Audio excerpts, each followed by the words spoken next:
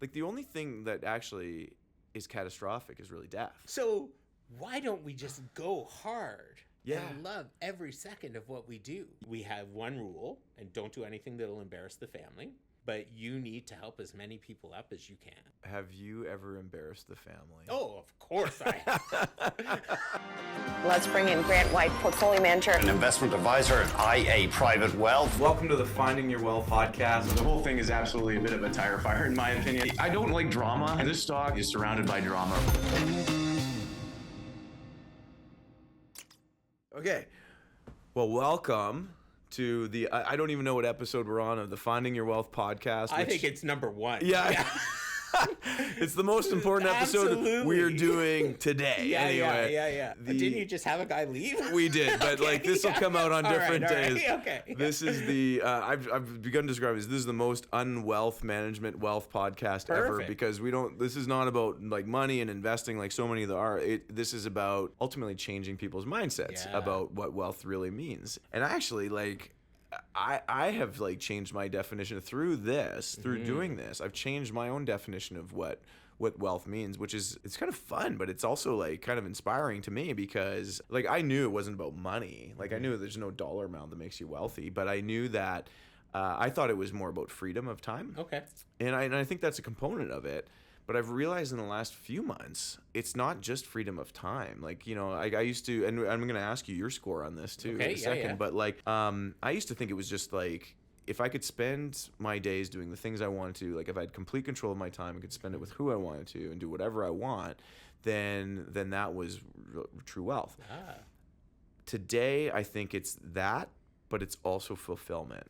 Like you got to be fulfilled in what you are doing, because and this just came mostly not out of personal experience, but from talking to people and like kind of witnessing people that it's like they have complete freedom over time, but they're not doing things that fulfill them, and so they keep chasing and they keep chasing and they keep chasing, and so I've really changed my definition over the last few months anyway. Awesome. And you know, this isn't about me. This is more about you. Well, I think it goes both ways, because I'm here to learn it about you as well. So, yeah, absolutely. Yeah. It's definitely a two-way street on it. But and I want to hear like what your definition of this is. But that's how this podcast has changed my mindset, and it's changed the conversations I've had. So that's what this is all about. I'm hoping that people listening will ultimately have some sort of like change of mindset as well, unless they're already there. But that's our goal. So, you know, when I score it out of 10, like, you know, 1 being you have zero wealth in your life, zero freedom, and 10 being the most, I used to say, I'm not going to do the 6-7 thing. I did it on the last episode where, but I was like cruising at about a 7 or maybe a 6 or whatever. Now I would say I'm more of an 8, which is great because I'm going in the right direction, but it's because I've added that fulfillment definition. So I'm curious, what would be different if you were to be at a 9?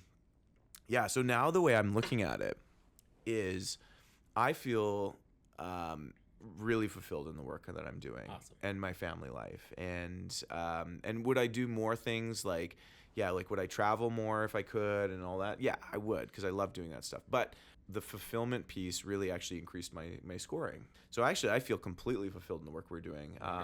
And it's not.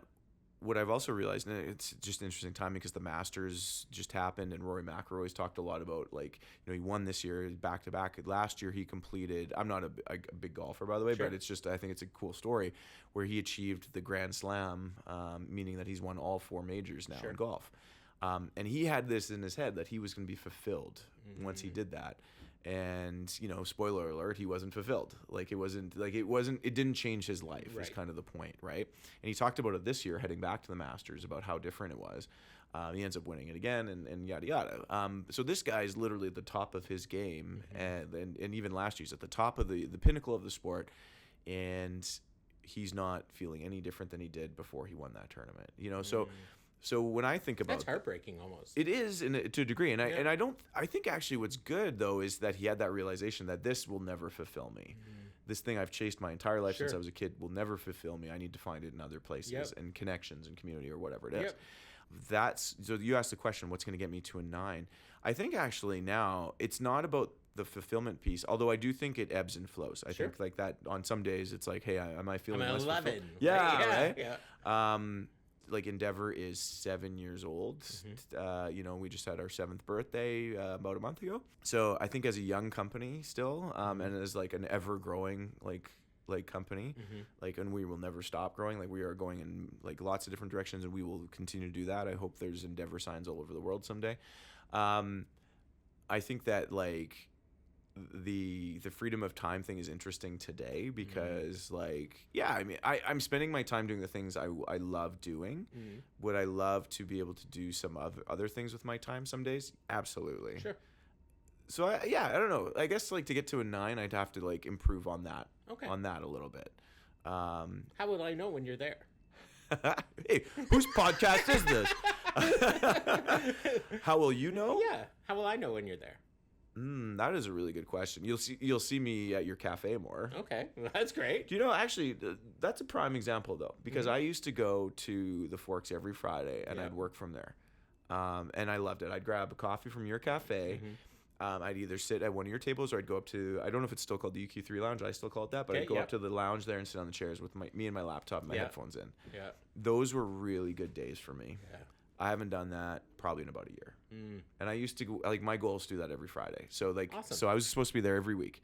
So you'll know when I've hit 9, probably when I'm at the Forks on Fridays. I can't wait till you're there, brother. I'm excited for Which this is good because this is actually accountability on this. And I think that's a big part of this as well, is like having like partners and community around these things. And so now you're going to hold me to this, which is really good. Right? Okay, that's about me. Let's get to you, my friend. Al, by the way, I didn't even introduce you. We got Al Dawson from Harrison's Cafe here. We were like 20 minutes into this thing. It's all good. That's the first time that's ever happened. So yeah, let's talk about you though. Where are you on this scale, and more importantly than that, what's your definition? What got you there? So I think the definition changes weekly almost, right? So, and it could even be daily. So when I was younger, the definition was purely financial, right? And in 2009, I was diagnosed with a brain tumor. And it changed everything. I no longer cared about saving a penny. It was about creating experiences and life moments for me. So that went on, and it really revamped everything. And I had a secure job and everything. So I had the freedom, and my job allowed me to have the freedom that I needed to be able to create the moments that matter, that I wanted to. So that's where it was. And I think now it's evolved even more to how can I support others in achieving their goals. So on that scale, with that in mind, I would say I'm probably 6, 7. Not intentionally at 6, 7. Oh my God, I'm going to shoot myself now. But yeah, but I think I'm there because there's so much more that I can do to help people overcome barriers to achieve their goals. Right. The purpose of Harrison's was, the legacy, I guess I'll say, was that people would meet my kids 20 years from now and go, hey, they would go, I'm Taylor Dawson, I'm Delaney Dawson. They would be like, Al Dawson's child? And they go, yeah. And they would go, I want you to know what your dad did for me. Yeah, I love that. Right? And that's it. So that is the whole purpose. Yeah. So, and I've had some of those great moments in this journey, but that's where I've really felt the most fulfilled, is when I've kicked the bird out of the nest and they flew. Yeah, I love that. And for anybody that hasn't been to Harrison's, and especially Winnipeg, you got to go. I mean, you've got a few locations, but like the Forks is my favorite. I love going there because like you see the manifesto on the wall there. I don't know, the manifesto might be in every one of the cafes. Is it? It is. Yeah. Yeah, but like I love seeing it right there on the wall, and like it's like you can't help but see it, and you just see right out of the gates. It's a purpose-driven. It's a purpose-driven business. You're not just here for coffee. You're here for something more than that, and I've loved that from day one. One of the stories I tell the team as they join is, you know, the person that comes in for a coffee, to you, it's their coffee, but they might be going to commit suicide. Yeah. So you have the opportunity to change that. Right. Don't forget the power of that moment, right? I think, you know, so you've reminded me of something that happened in my own life, but like I've talked to people about like it just takes a moment to change somebody's life. Yeah. And it's not, in my case, it wasn't like a suicide situation. It wasn't anything nearly as serious as that. But I will never forget I used to work at Rogers Wireless, Okay. like one of the dealers, and I'd sell cell phones. This was like my university gig. Mm-hmm. And in my probably late teens and early 20s, my dad actually talked about this at my wedding, which was kind of funny. It's hard for people, I think, to think about me now being this person that I'm about to describe, but I was not very, let's say, purpose driven. Mm-hmm. I didn't know what I wanted to do. And I could have definitely been accused of taking the easy road on a lot of things. Perfect. Yeah. It defined who you are today, though. 100%. 100%. And so what happened was my uncle came in one day and he was buying, he was an avid Palm Trio or like Palm Pilot Okay, user. yeah. They were the worst. My uncle comes in, he wants this Palm Pilot. I'm like, oh, God. So anyway, he comes in. And he's picking up phones for him and his wife, my aunt. And long story short was I made this little comment about, and I was I was at the Asper School of Business at that time. So I was taking courses, and I hadn't chosen my major yet, though. So this is really I'll give you the long story short. But he says, I'm setting up this phone. I'm like, yeah. So when we do this, we're going to call this number, and that'll be the easiest thing to do. And my uncle says to me, just without even stopping, he says, yeah, I heard you like to take the easy way. Wow. And I don't think he remembers this. I think I have mentioned to him. The line actually was, your dad tells me that you like to take the easy way. To the heart. Yeah. So I kind of laughed it off at the time. Of course. But it here, right? So literally the next day, I went and signed up for my finance major in school, which was in my mind, was the hardest major to do. Okay. I went and signed up for that, and I still did marketing because I love marketing. But it changed the way I approached everything from that point on. Arguably, I started taking the hardest way to do things sometimes, which has not always been the best way either. But that one moment, and so you talk about you guys literally serve moments. Yeah. And it's you can use that, by the way. Thanks. Yeah, I will. Right? It's 30 seconds, right? Yeah. And you don't know. There's this big thing on TikTok now where people are handing drinks or whatever across the counter, and it's captions of "I just bought my house" or whatever, and that's true. But it's the person that's not doing well. Yeah. And when you get to make that impact, man, nothing is better, right? Yeah. Nothing is. I'm crying thinking about it, right? It is truly remarkable. Yeah. Yeah. And that's what life is about. And that's when you walk away and go, I am fulfilled. I am fucking fulfilled. Yeah. Right. So did you think that, Yes. you went through, right from out of the gates? Right out of the gates. It was, I'm going to make the best coffee I can. Yeah. We're going to roast the best coffee that we can. We're going to be a catalyst from everyday coffee to specialty. And at the time, while we're doing that, we are going to move people. I'm going to move my team, and my team is going to move people. And that came from, I in a past life, I was with a large corporation, and through my decisions of working there, we went separate ways. And I accepted a job as a chief operating officer for an equity firm in Ontario. Okay. And I accepted that job because of the person worked with someone who I really, really respected, and I thought their mindset on leadership was different than what I experienced. And it was horrible. It was supportive, but it was absolutely horrible leadership at the top, at the C-suite. And I was killing myself through drinking and not sleeping and working 15-hour days, and my family was here in Winnipeg. Yeah. And so it just wasn't a good fit. Yeah. And I left there feeling really deflated and beat up, and realizing that what had been promised wasn't delivered. So we created the manifesto. As my friend Emmanuel says, it's a good manifesto, not one of the bad ones. But Fiona and I created the manifesto. Yeah.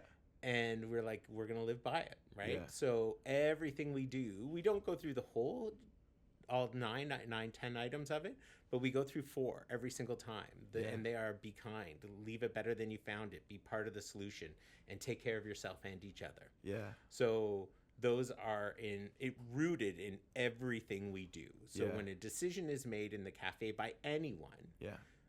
if it's wrong, totally okay. But it's like, were you being kind? Yeah. Were you leaving it better than you found it? Yeah. So, and we hire like that too. So we're not having conversations about you didn't mop the floor or you were rude to that guest. We're Yeah. having conversations based on the values that you committed to us when you accepted the job. Yeah. It's a contract. Oh, and it's so easy, Grant. Like now I don't have to have a conversation about you didn't mop the floor.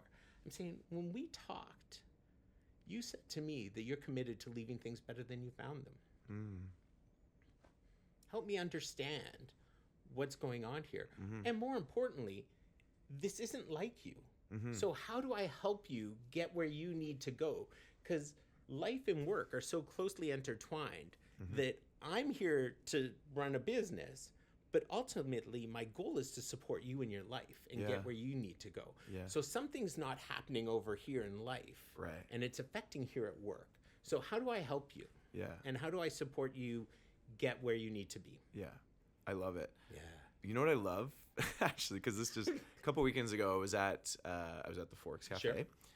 And you have this new piano there, Yeah, which yeah. Cal Barteski Yeah. has done a beautiful job in painting it. And then I was just taking some photos, and my daughter JL was sitting at the piano and just like hitting some keys. She doesn't know how to play, but she was hitting some keys. Yeah. She obviously didn't see the sign, right?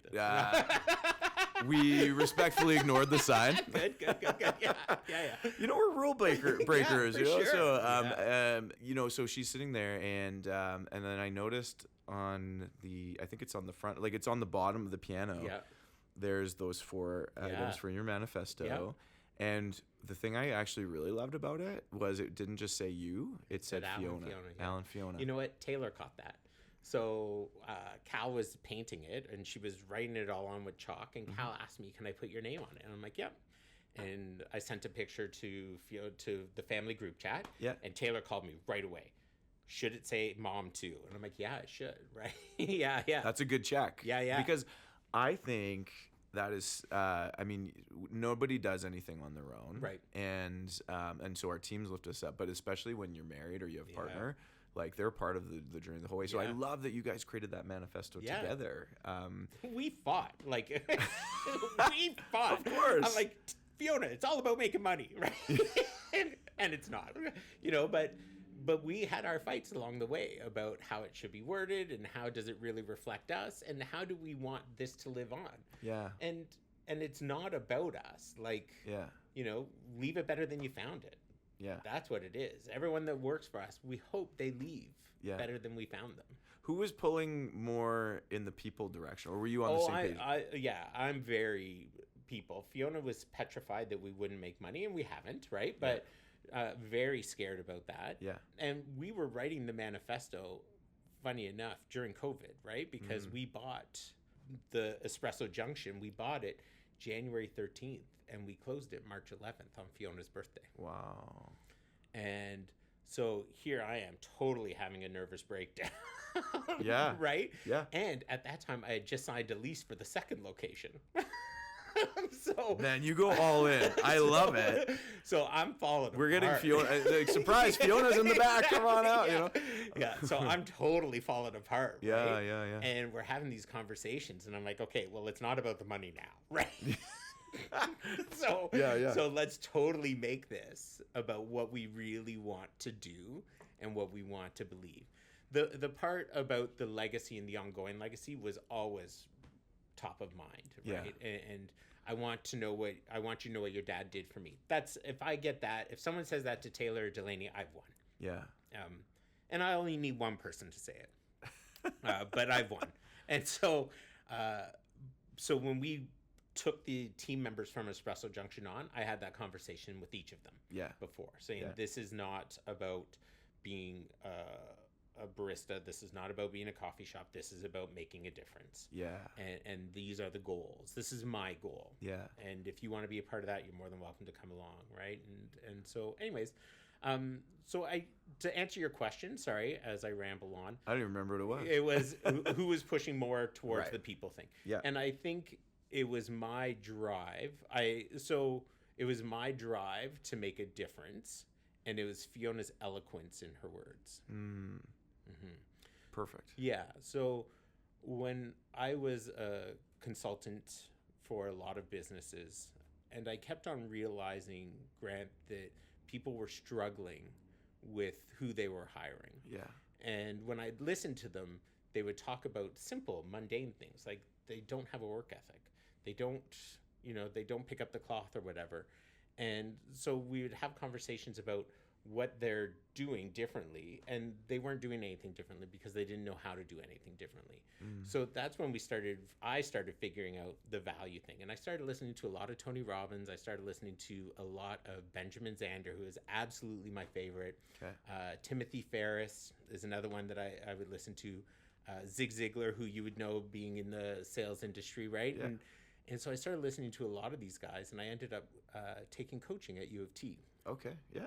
And so then I was able to bring it back, and I was able to really have a paradigm shift in helping people move faster in what they were doing. And as soon as you put people first, man, things move.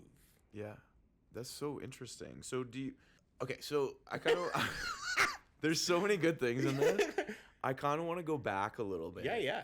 Because like we talked about the brain tumor. Mm-hmm. Prior to that. Yeah. Did you think this way? Like, were you? No. Okay, so like. Well, I shouldn't say no. So when I was a kid, I was in a lot of shit. Okay. And I got kicked out of grade 9 twice. So never finished high school. Yeah. And then I would lie on resumes to get jobs, right? And so there was always a part that that I felt insignificant as a result of that. Yeah. And so then I started realizing that so I would have some really dark times, and not dark times, but I would have some darkish times where I just knew that things weren't working. Mm-hmm. And so I would look to Tony Robbins and his first thing, right? Awaken the Giant Within, right? Yeah. Like the first series. And I would listen to it for like 10 days straight. Yeah. And do nothing else other than listen to that until I got out of my funk. Yeah. And the next time I would listen to Benjamin Zander didn't come till later. Marcus Buckingham didn't come till later. So I guess it was mostly Tony Robbins in that time, right? In those days. And I started to realize at that time it was NLP, neuro-linguistic programming. I started to realize the power of NLP. Then from there, I'd do better, and I'd be like, forget it. I don't need anyone, right? And then you'd go back into a funk, or if you're at work and something isn't working at work, then I would dig back into this. Yeah. And so then finally with the brain tumor, right? And I had to fight really hard to get where I was because everyone around me had MBAs. And I was, what do you have, grade 9? I'm like, yeah, but I get the results. Yeah, right? yeah. And I would be yelled at in front of groups because my results always came slower. Okay. But then when everyone else would have to come back and touch things up, I wouldn't. I would go on vacation. And they'd be like, so it was in those moments that I started to learn that the power of other people is much more powerful than the power of me. And so that's why I love your scaling question, because it's a great question. Yeah. And it allows me insight into what you need to do next so that you can get it right. Yeah. And now you're committed to it, so I don't have to worry about it, right? But it's those so the brain tumor threw me over the edge. I went to the hospital one day, and I didn't know I had the brain tumor at the time. I went to the hospital one day. I always knew I had epilepsy. Okay. And I went to the hospital, and they said, hey, your therapeutic levels of the drug you're on aren't accurate. So we're going to increase them, and you'll be fine. I'm like, perfect, right? And I trust, like, you've got 100 years of med school. I'm down, right? Yep. So I would take them, and then all of a sudden I ended up suicidal for about 6 months. Oh, jeez. And it was scary at the time, but now it was probably one of the best things that happened to me. Taylor was young. I wouldn't let Taylor be in the car with me because every time I was driving, I was scared I was just going to drive into the car and coming the other way. And so at that time, I phoned the doctor and I said, I'm struggling. And he said, okay, let's treat the depression. I said, no, let's not treat the depression. This is something else, right? This is the outside resource. And he goes, well, those are therapeutic levels. So I ended up reaching out to an epileptologist in New Zealand. Oh, wow. Okay. And asking for help. because no one here was helping me. Everyone just wanted to treat what was going on. Gotcha. So I started digging in and figuring it out. And this whole time, I'm self-medicating with my epilepsy drugs now because I knew that was causing the problem. You're starting experimenting. Right. With it. So they're saying take 6 pills a day, and I'm like, no. If I take 6, I want to jump off a bridge. If I take 2, I'm okay. So, but I don't want another seizure. So, and that was 2007 that happened. Yeah. And so I started playing with the drugs, and for about 6 months I battled with it. Yeah. And it really impacted my work negatively. Yeah. Although my work was super supportive. Yeah. They were like, "Yep, we'll get this figured out." And finally, they sent me to a private healthcare clinic that was associated with Johns Hopkins. Wow. Okay. And they said, "We'll flip the bill. You're going, and we're going to get this figured out." So it was at that time that I found out I had the tumor, and the epileptologist neurosurgeon there said, "Hey, we'll figure this out together. We're not going to put you on any other drugs. We're just going to play with it until it works." Right. So that's where we're at. But it was in those times, and I listened. That's when I really got into Benjamin Zander. And I don't know if you're familiar with Benjamin Zander. No. Incredible. The book that hooked me was The Art of Possibilities. Okay. So it's wonderful. Cool. Marcus Buckingham, trombone player wanted. Timothy Ferris looking for hacks on things to make it better and easier, and Tony Robbins hitting it home for me, right? Right. And Zig Ziglar's voice was just comfort, right? Yeah. Right? So Fair, it was yeah. in those moments that I figured, hey, my life is not about business. My life is about making a difference for people.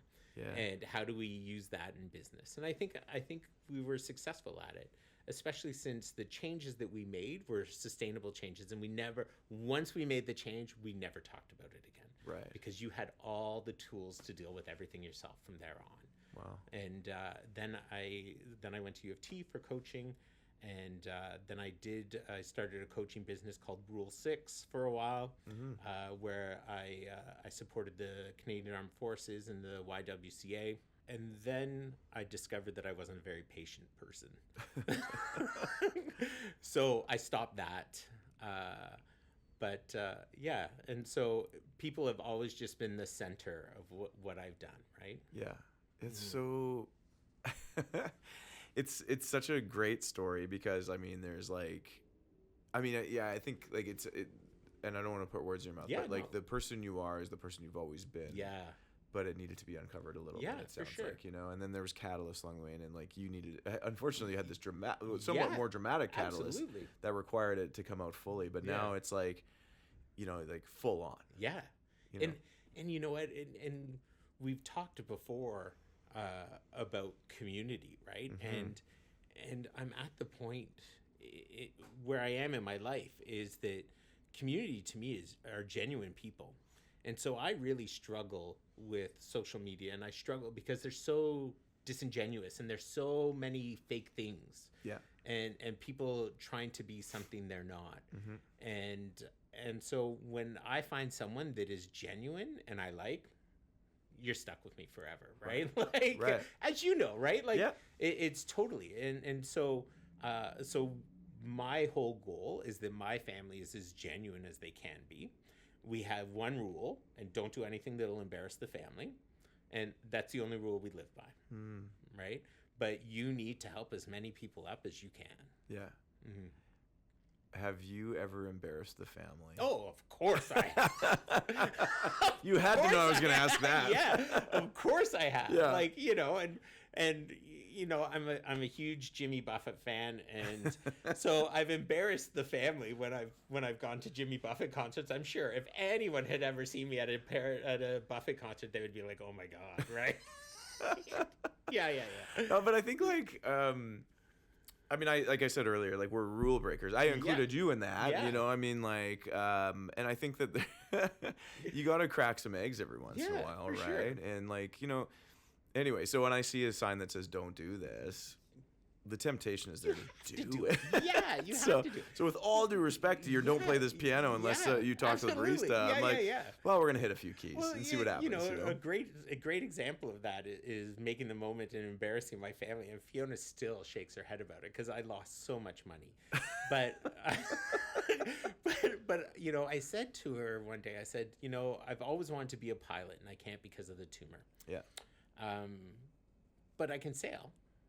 She goes, do you know how to sail? I'm like, nope. No clue. So I started searching Kijiji, and I found a sailboat that was born in the same year I was. It was a 1973 sailboat, and it was a 30-foot sailboat owned by a 94-year-old man, Maurice. And I said to Maurice, how much do you want for the sailboat? And he said, whatever. And I was like, okay, I'll take it. And I said, on one condition, you teach me how to sail. And he said, okay. He said, I'm 94, so I don't know if I can teach you how to sail anymore. I'm like, I'll buy it today, but you have to teach me. So we went out together. Maurice and I went out sailing a couple times, and the boat never worked. It didn't work at all. And he was so distraught because here he is trying to sell me this boat. The motor isn't working. The sails aren't going up. And I said, Maurice, don't worry about it. I bought this for the stories. Right? And he was like, what? And I'm like, yeah. So we went back the next day, and I phoned my friends, and the boat was at Toronto Yacht Club. Okay. And I couldn't afford to stay there. So I said, we're moving it to Bowmanville. And everyone was like, okay. And so I phoned my friends, and I said, I need you to come help me move a sailboat. They're like, okay, let's go. And so they all showed up at the dock on the morning that we were moving. I said, it'll take us a day, right? And so they all showed up at the dock on the day, and there I am on my phone. And they're like, what are you doing? I'm like, I'm learning how to sail. Right? Get on, boys, we're going. Yeah, yeah. Right? So what was supposed to take us a day took us 3 days. And we saw boats catch on, right? So, Yeah. and I ended up giving the boat away to someone. Okay. Saying they wanted it to learn how to sail. And I said, okay, as long as you give it to someone else after the fact, right? Yeah. So for 3 years, it was a place for me and my friends to go have breakfast on Wednesday mornings. Yeah. The boat left the harbor maybe 20 times, right? But Fiona would tell everyone, here's Al with this 30-foot sailboat, doesn't know how to sail it, right? Yeah. But we go out in the harbor on windy days, because that's what they say is a sailboat in harbor on a windy day. It doesn't make a sailor, and I wanted to be a sailor, so right. So yeah, it was just a lot of fun. I think you're like the definition of like you got to enjoy the journey. Oh yeah, Like, you know, like it's like we talk, like a lot of people think about like getting to this point and then like, oh, I've achieved wealth or whatever, but yeah. Let's get back to the wealth part, right? well, no, but I legitimately think I don't know that I know anybody more than you, like know anybody else other than you that lives like the journey better. How can we not? Right? But I mean, I agree. Yeah, like that's yeah. the point we're trying to get across here, which is why it's so great for you to be here because like I think like you were like legitimately like there's the destination one. It's also a moving target. It Sure. changes all the time. Yeah.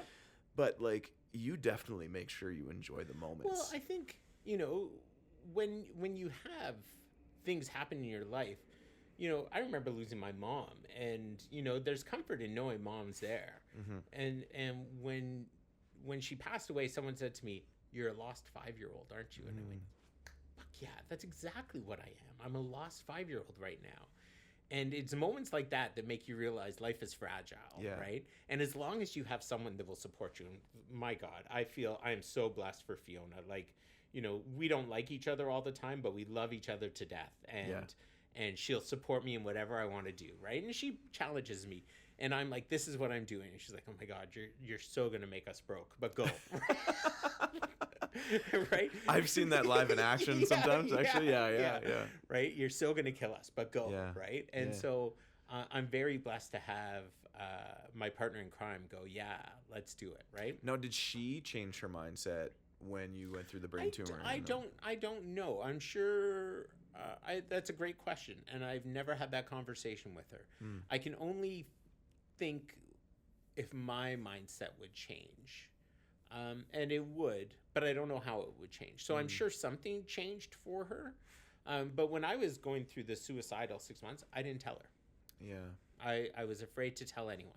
I would talk to a doctor, and they tried to brush it under the carpet with drugs, and I was like, that's not the solution, so I have to figure it out on my own, which is totally funny. The song I listened to, or the group I listened to the most during those 6 months was Crash Test Dummies. Oh, yeah, okay. And here I am in Winnipeg, right? Never in my life. Winnipeg was always the punchline of a joke, right? So true. Right? Yeah. And so the band I listened to the most during that time was Crash Crash Test Test Dummies. Dummies, and now Yeah. I'm here, right? Yeah. So it's kind of like this weird full circle. Probably that I'm only the one going, "This is awesome," right? Yeah, yeah. But it's kind of neat that we're here as a result. Not as a result, but I'm sure as a result in some way, right? Because when I came out stronger and faster and more aggressive, and I was like, okay, we can do anything, and that's what brought me here, is my ability to say, yeah, I'll take it on. Yeah. Oh, that's so good. I mean, I love the partnership that the two of you have in this. And I mean, because I love seeing that, because I can only speak from my own experience where, Sam, I would say, like, I'm lucky to have Sam in my life, for sure. 100% lucky. Her birthday's this Thursday, too, so I'm going to be, like... is it? Yeah, and she's a big birthday person. Oh, is she? Which I'm not. Like, I don't care about my own birthday, but, like... I definitely need to appreciate her as much as humanly possible. But That's awesome. but as it goes, as you get into these, like, ventures or whatever it is, I think Sam's coping mechanism for it is, like, sometimes ignorance is bliss, and I'm pretty transparent about it, like, and especially when she asks, but she rarely asks. It's just like this, like, trust, and her trust has allowed me to do the things that I've needed to do. Isn't that awesome? And because it would be really hard if she didn't trust me. Right. It would have been hard to get to even, like, starting Endeavor to getting to where it is today without that trust. And I can see the same thing with you and Fiona. Yeah. But what I love is that, like, so Sam's been a part of, like, our, like, when I talk about, like, the DNA at Endeavor, you'd call it your manifesto at Harrison's. It's the same kind of concept. She's been a part of that, we didn't put, like, Grant and Sam on it. Like, it doesn't even say my name on it, but it's the same idea. She actually came up with the name, like, Endeavor. Oh, really? That's cool. Yeah, so she's been a part of that journey, and I think that, anyway. So I love hearing those stories too, because, like, nobody, like I said, nobody does it on their own. Yeah. It's never on your own. You can't, right? You totally can't. And it's, I have some friends who were single for a lot of their life or whatever, and I'm like, you never have to. And as I joked with you earlier, I have two, right? I have two friends, and it's like, you never have to worry about being alone, because my door's always open, right? And I've shared with you before that my door is open for anyone, right? Like, it's, but it's really neat to be able to look and know that you've got someone that's got your six, right? Like, So you talked about some mentors, whether it's like Timothy Ferriss or Tony Robbins, so we've talked a lot about mentorship on this podcast. And what I think was what some of the things that have been really interesting to me is that mentors aren't necessarily the people you know. Like, there's different types of mentors out there, and I certainly have like mine like that as well. I mean, like, we've got the Branson boardroom over there, Richard Branson, and the Jimmy Buffett room where we are now. We'll right? call it that today. We're in the Jimmy Buffett room today. Some call it the Warren Buffett room. Today it's Jimmy Buffett. But, like, we're talking about the journey, not the destination, right? So fair enough. Yeah. But, like, so, like, I've had those types of mentors. Sure. I've had the mentors that are more direct in my life as well. So you've talked about the ones that are probably, like, the ones that you don't know personally. Yeah, for sure. Is there anybody or are there groups of people you like? I think no, there isn't. And I think the biggest reason why is I felt that sometimes those people that I thought had other agendas. Yeah. Right? So there wasn't that wholehearted trust. And when I look back, I realized that wasn't the case. Right? They were being pushed in directions that by whoever, that they had to achieve goals, and so that's what but I think there was a couple people that I might have dismissed that really cared. I see. Why did you dismiss them? Because I didn't believe that they were genuinely looking out for my best interest. So I care. All I need, we talk about moments, right? All I need is that one moment with you to fall in love. Yeah. And that's where I am, right? We were love at first sight. Yeah, right? Yeah. But that's where I am, right? Yeah. And it's all about that love. Yeah. And if I love you, I love you. Yeah. Right? But if you break that for me, yeah, I don't love again. So Brant, one of our advisors here Sure. at Endeavor Wealth, we've talked a lot about, he and I have talked a lot about like the things that shape people's habits in the future, like their behaviors. Yeah. Like this often goes back to childhood. So I can tell you, yeah. looking back, I define it with my childhood. Go ahead. But no, please I was do, just yeah. going to say, it's like, so he has told me this. He's like, Grant, like we all have trauma. We all have it. And some people wouldn't admit that. Like some people wouldn't say, because like trauma sounds like a very strong word, Yeah. And some people have some very serious trauma, and some people maybe have maybe it's lighter trauma. I don't know. For sure.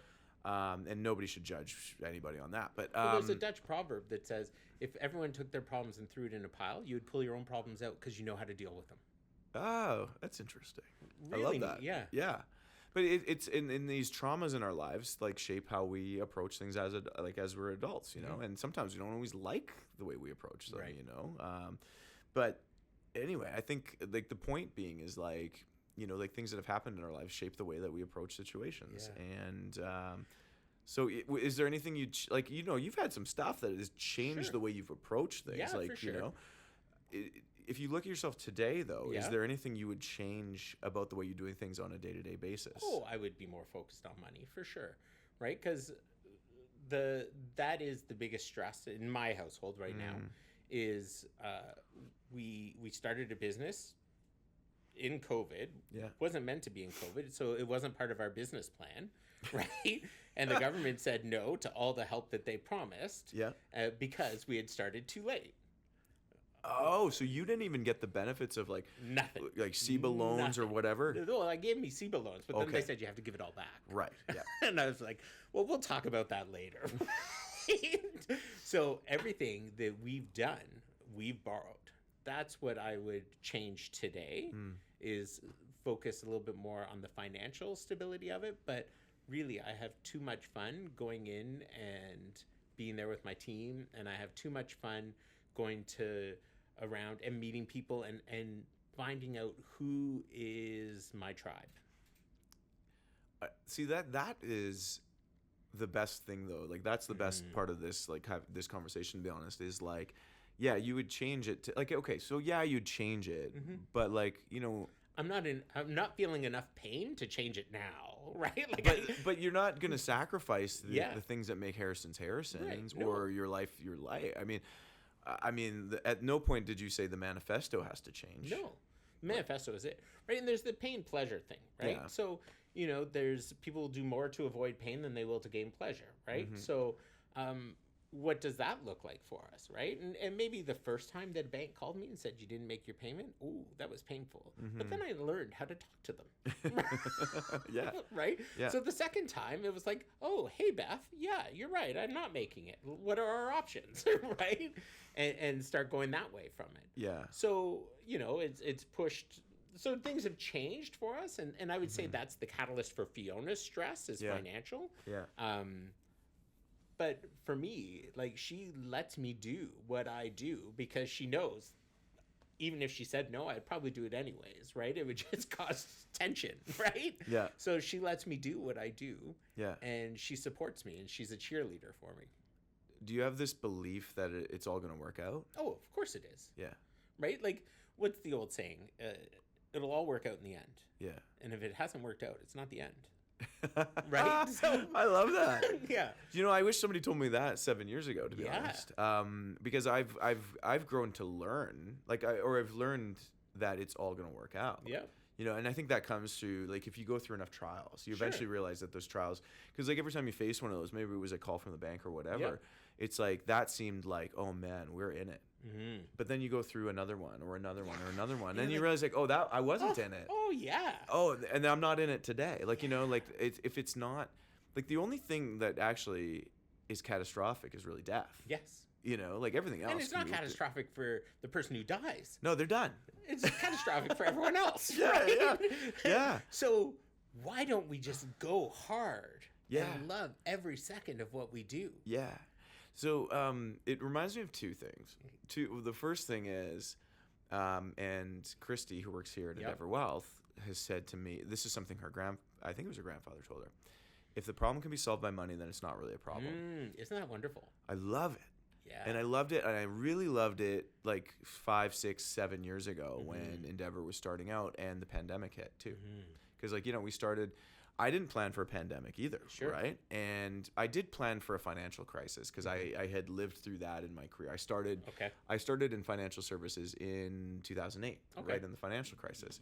So I was lucky. Yes. I extremely lucky. I had no money and no clients. So the financial crisis was great for One way to go, right? Yeah. And I watched the chaos around me and the panic and all those things. And I learned so much through that experience. So I did plan for the fact that, hey, this can happen. And I'm grateful for that. But the pandemic was something quite different. And there was things I didn't know and so on and so forth. As you're kind of flying by the, it's often described as you're building the plane as you're flying. Or as you're, that's a good analogy for sure. Yeah. And I could say honestly, and we're still building that plane. Yeah. Like she's not done. Yeah. And hopefully she's never done. But yeah, so it reminded me of that saying, but it also reminded me of, and I've talked about the book Shoe Dog so many times. Shoe Dog. Oh, that's the Nike story. Yeah, the Nike story. It's one of my favorite books, and it was one of the most comforting.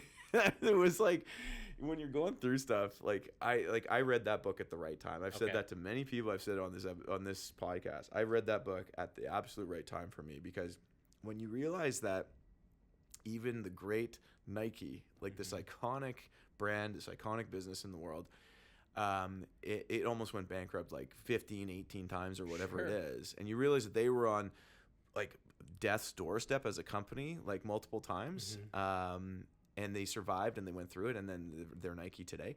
Then you realize it's like, hey, it's okay that Endeavor goes through tough times. Absolutely. Because in fact, and people don't talk about it enough, every great entrepreneur, every great business went through tough times. Like Apple, we talk about all the time today. Sure.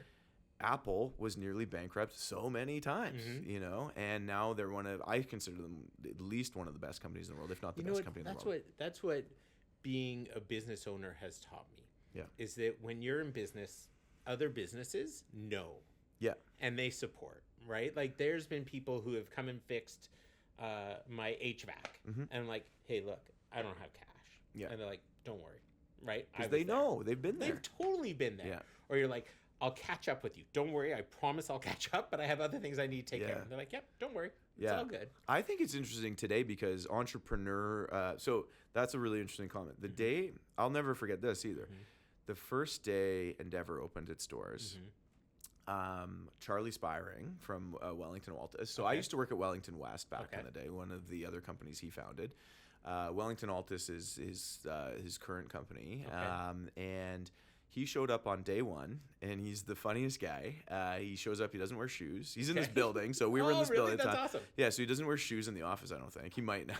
Charlie, if you're listening to this, you can correct me if I'm wrong. But so he walks around, he shows up at our office. We're in this temporary space on the 12th floor in this building. And so he shows up, and we set up a nice reception. Like we were, like I call it peacocking at that point, because you do what you can to create the experience for the client, so they can have some comfort and knowing it's like, hey, this is not fly by night. Yeah. So we had a couple meeting rooms at the front that were done up nicely. We had them painted and such. The reception area was at least as professionally done as we could. We had a sign. So he comes in, marches past the receptionist, and he says, hey, don't worry, it's Charlie. And she does no idea who Charlie is. So he walks in and he walks past and he finds me, and we had the entire floor. So there was this like small area that was enclosed off, and we have the entire floor in this building. So it had panoramic views of the city, which was pretty cool. And he finds this one little like cubby office that I'm sitting in, and he had a bottle of wine, and he shows up and he comes in and drops it on my desk, and I'm working away, and he goes, like literally says, what the fuck took you so long? Yeah. How awesome. Yeah. So incredible. Yeah. So he drops the bottle off, and I'm like, hey, yeah, I agree. Wish I did this years ago. And I just said to him, do you have any advice for me? And he looks around, and we had like what we called the picnic table desks at the time. We literally rented like tables from like party stuff, and like they're like the social tables. Yeah.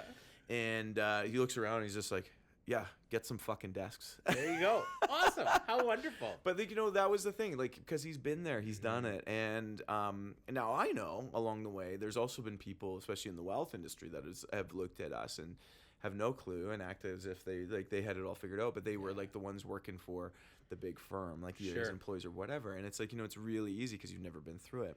And then there's also the people that want to be called entrepreneurs, but they've never paid rent in their life. Right. Or they've never sat on the phone with and the bank. And you never had to phone the landlord and go, I can't pay rent this month, right? Yeah. And I'm not knocking employees, by the way. Yeah. I think like, hey, we love people in employee roles because like they're the best. So But, I challenge you on that. If there's one, I would say I hate the term employees. Yeah. Because I can't do it without them. Mm-hmm. So we're a team. Yep. Right. And so yeah. when people refer to people on my team as employees, I'm like, yeah, let's fix this right now. Yeah. Because I'm not going anywhere if they don't show up. Yes. Right. So. And I completely agree with you. So I use the word employees today, but here at Endeavor, we talk about team members all the time. And I used to think, I'm interested in your take on this. I used to think about our businesses as like more like family-like. In early days, I thought about family a lot. But then I realized, I'm like, you know what? It's not really family. No, I actually grew to hate that terminology because, you know what, family is great. And my family is the most important thing in the world to me. But you do things for family, and you cover up things for family even, and you're willing to tolerate things for family. You shouldn't tolerate in a business. No, frankly, and I'm crystal clear on that. Yeah, I'm very clear. A family can choose not to show up. Yes, and it's accepted. Yes, whereas a team member needs to fucking show up. Yes, no ifs, ands, or buts. So one of the things we talk about when we're talking to potential team members is, do you play any organized sports? Yeah. Because if you do, I know you know how to show up when you're not feeling well. I know, right? And that reflects, we take that learning and we share it out. My daughter broke her hand last year and she was on a gymnastics team. She broke it the week before provincials. Yeah. And she was devastated because she couldn't participate. But we made her go. Yeah. And you sit with your team. Yeah. Right? Because that's what a team does. Yes. I think you're absolutely right because like, so I played like hockey growing up. Sure. I played soccer growing up too, but like in particular hockey because you sit in the room before and you sit like across and you sit beside. Yeah. And you have no choice but to look each other in the eye and know that you're responsible for them and they're responsible for you. And I've read a lot of books about like the Navy SEALs and the team, like probably the best organized teams in the world. Yep. Like, you know, where they have that extreme ownership. Simon Sinek talks about Simon that, right? Sinek, who I love, talks about it all the time, right? Yep. And it's like that responsibility you have to each other. And so that's why we changed from family terminology to team terminology, because professional sports teams, like you think about the Jets, you know, they're not having a great season, but nobody needs to tell them they're not having a great season in that room.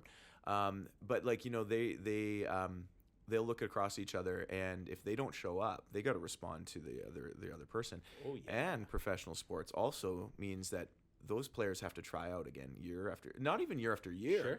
It's every day some of them are trying out. Absolutely. Because you can be off that team in a heartbeat. And I mean, unless you're like Mark Scheifele and Kyle Connor and those guys, you can be off that basketball players? And that's the episode now. Go Sea Bears. Yeah. I gotta go to a Sea Bears game, by the way. They look like so much fun. Okay, so we've covered a lot of ground today. My ADD has kicked in, and I apologize. No. We've covered a lot of ground today, but I think the key message that I've loved that has come out is about the journey, and like you live it so much in the moments, and I love all of that. So I want to kind of like bring this to a head and just ask, you know, if there's any advice that you'd give to people listening. What would that be? And with the like the scope of like how to find that like fulfillment and that happiness, that wealth in their life. I think it is find your tribe. Make sure there's unconditional love and trust. Yeah. And then fucking go. Yeah. Then go. Yeah. Don't let anything stop. Yeah. Yeah. I love that. And you know what? Money, as your uncle said or grandfather said to you, my uncle. Or not your uncle, sorry. I think it was a team member's grandfather said to them, if money can fix it, it's not a problem. Yeah, that's right. Keep that in mind. I think that's a great saying. Yes. You know, and I'm so glad she told me that, because like that has stuck with me ever since. It's like, hey, like if we were going through, like, you know, hey, the pandemic hit and the wealth business, like we're tied to like how markets do, like our revenue stream is directly tied to that. So markets dip. It was in like a short-term period of time, but it dips. And I looked at that and I'm like, hey, we dip 15% in a month on revenue, but meanwhile our costs all are the exact same, if not going higher. And so you look at that and I'm like, well, money can solve this problem. Literally at that moment, I'm like, money can solve this problem. So we don't really have a problem. Like I'm not dying, Sure. So we're okay. I think that's such a remarkable statement that will stick with me forever now. Is money and unbeknownst to me that was the philosophy, but I think that's always a philosophy that I've lived on, right? It's, oh, you want to go to med school. Okay, let's go. Yeah. But we don't have the money. That's okay. We'll figure it out. Right. Like, that's not really an obstacle. Yeah. Right. Like it is for a lot of things, but you have the time, you have the skill. Yeah. So let's figure it out. Right. Yeah. And we can figure it out. Yeah. Right. Say yes and figure it out. Yeah. I think, how awesome is that? Yes. I think Cheryl said that on your podcast, right? At one time. Say yes. Yeah. Absolutely. That is like contrary to like what most coaches tell people to do today is like, you got to learn to say no. I've been told I got to learn to say no so many times. And I have a fundamental issue with like that advice to me, which is like, I'm going to say yes to everything. I mean, I don't say yes to everything. I obviously evaluate, like, is this like worthwhile? Is it in line with the mission? But I say yes to so many things that those people would tell me to say no to. Right. And I'm like, then we figure it out. Yeah. That's Alex's problem on my team to figure out. If it aligns with my values, yes, and it aligns with what I want to achieve, the answer is yes. Yeah. Right? We've recently at Harrison's, I'm tired of saying yes to people asking for all kinds of things. So I've aligned myself with 2 charities. Yeah. And that is the Dream Factory and the Polar Bear Fund. Yeah. And anything those charities want, they get from me. And if anyone says, will you donate? I'm like, does it align with either of these? If it doesn't, the answer is no. Yeah. So it makes it easy. So it's a calculated no. Yeah. Right. But I agree that we need to say yes. And I think my philosophy on coaching might be a little bit different. I believe that you have the answer and it's my job to pull it out of you. Yeah. So that's always been my philosophy. And if you don't have the answer, someone who does have the answer. Yeah. Right. I love that. Yeah. That's so good. Normally I'd ask, actually I have 2 more. Okay, I'm ready. Last I can 2 even handle questions. 3 if you want. No, just I'm 2. good. So I asked you for your advice, but like, is there any resources, and you've mentioned again Tony Robbins, Tim Ferriss, sure. etc. Is there any resources you'd really like our listeners to know about that you think would be valuable? Yeah, you know what? I think Benjamin Zander Yeah. really opened my eyes, and he is the conductor for the Boston Philharmonic. Yeah. And he wrote the book The Art of the Possibility. I really like him, and he tells the shoe salesman in Africa story. You've probably heard it, being a sales analogy, right? Yeah. So it is 2 salesmen go to Africa to sell shoes, and one phones back and he goes, "We have a huge problem. They don't wear shoes here." The second one phones back and says, "This is awesome. They don't wear shoes." Right. Yeah. Right? Yeah. So it's how do you figure out what it is, right? Yeah. So Benjamin Zander, and the other one I really appreciate, but is very subtle, and he's starting to make a quasi comeback, maybe only in my world, but Marcus Buckingham. Okay. Marcus Buckingham used to work for a Gallup company, and so he has a thing called Trombone Player Wanted, and it's about finding the right person for the job, and so the theory of how we hire at Harrison's is based on that. Right, we want value to people. We don't care about skill. We'll teach skill. So, yeah. And you'll see whenever we talk about the piano, I'm always like piano player wanted, right? Because it's about finding the right person to fill that niche. So those are the 2 that I think I really enjoy. Yeah. I think if you're stuck, I think Tony Robbins is phenomenal. Yeah. If you're looking to understand, I wrote a book in 2019, and I published it, and my goal was to be Amazon top 10. And so I was listening to a lot of Timothy Ferriss at the time. And so I found a little niche in the Amazon store that I put the book up, and I phoned all my friends. I messaged everyone and said, you need to order in these 3 days. Okay. And I made it to number 4. Wow. That's awesome. Right? Just so I could say I did it. Yeah. The book, the book is just the book. It's nothing magical. What's your book called? It's called If We Hire for Strengths, Why Do We Manage for Weakness? Cool. Right? So, and I always say it reads best with an unoaked Chardonnay because that's how I wrote it. I love it. But it's it's essentially just about celebrating successes and wins in work or whatever. And it's only 30 pages. So it's really tiny. But I made it to number 4 because I was looking for that hack on how to do it. And the thing that inspired me was Tim Ferriss said he went to Japan to fight in a judo competition, and he won the judo competition because of how he treated leading up to the competition. Yeah. So that was the inspiration for me on that one. But, Do you know, I think, so I've had this conversation a lot lately. Like, so I said 2 questions. I am going to break it into That's 3. fine. But I've had this conversation so much lately because we're rule breakers. Yeah, exactly. But about the pace and speed of change that's going on in the world and innovation today, especially, I mean, it's obviously around AI, but and I've since I've started describing it as it's almost like a violent like change that's going on. It's like I feel like it's an inflection point and so on. So my business coach asked me yesterday, where will Endeavor, and just our wealth business, where will Endeavor Wealth be in 15 years from today?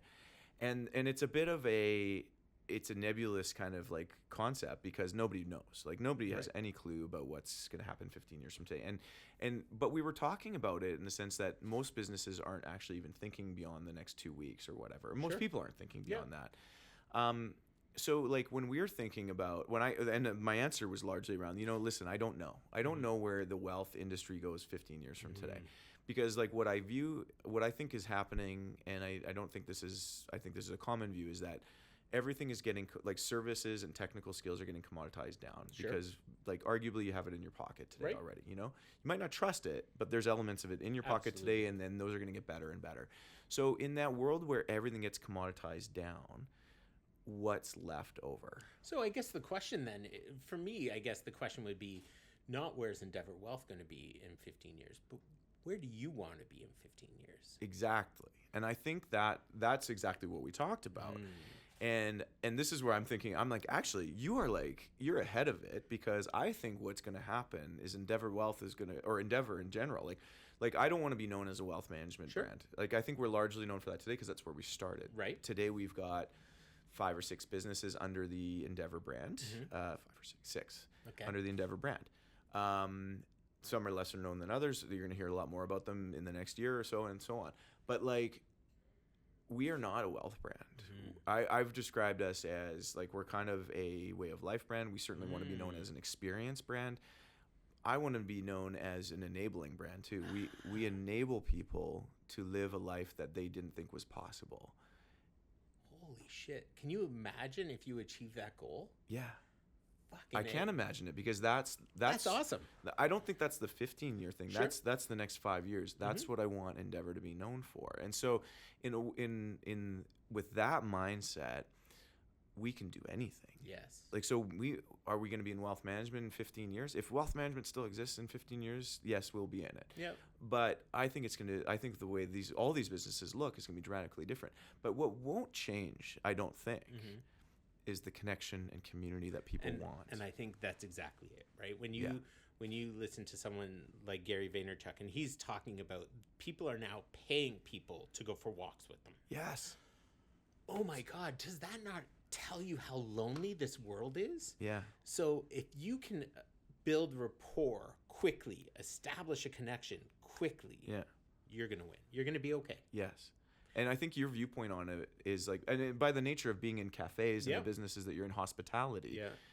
I've been punished with that my entire life of being in hospitality. Totally. Right, yeah. But I actually think that might be the only thing that matters. Yeah, for sure. And especially in the future that we're heading into. So anyway, I kind of didn't ask you a question in that, fine. but you It's kind of all answered it anyway in that. Yeah. The last thing I usually ask, and I'm going to answer it for you too, is like, where can people find you? Well, the truth is, people can find you at the cafe, at the Forks, at Johnson Terminal at the Forks. Yep. I'm there 5 days a week. Yeah. And 6 or 7 sometimes. The best part about going there is you go get your coffee, you sit there, and it's the best place to work, have a conversation, whatever. But then you get to see you work, because like you're in and out, you're doing all these crazy things, Yeah. and I love it. And you always come by to say hi, Yes. and it's the best. And your people there are so welcoming. Yeah. So go there, and the waterfront location as well. So if you want to find Al, you go to those locations, and they will find you. I think, they've got their own personalities, Yeah. right? Like Waterfront is very elegant and refined, and Yeah. it's a little bit more polished, right? Yeah. Although my team is very eclectic there, right? The service they provide and the fit and finish is very polished. Yeah. And the Forks is more let's just go and have fun, right? Yeah.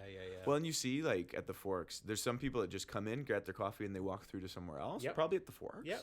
Because there's lots of good spots, but then there's lots of people that just sit right along that row of windows and Yep. just like watch. I love sitting there with my coffee working and just watch people go by. And now we're slowly starting to get people come and play the piano. and I'm telling you, man, nothing makes me happier. Yeah. There's something magical that takes me back to working at the Banff Springs Hotel when a Sunday brunch and there would be a big grand piano and someone playing music just echoing through the halls. Yeah. And that's what my vision is for that, right? So Yeah. as long as you can play, come play. Oh, and even if you can't play a little bit, you can. You can hit a few keys. Don't tell anybody. What does it say? I think the sign says, "Please talk to the barista before your encore performance." Right? So true. Yeah, for sure. Al, thanks so much. Thank you, my friend. I'm very grateful to have you in my life. Thank you. Likewise, right back at you. You're lucky to have Fiona too. Yeah. She's amazing. But thanks for doing this with me today. This was My fun. pleasure, brother. Thank you. Thank you. All right, that's All it. right, we So win. thanks so much. Woohoo!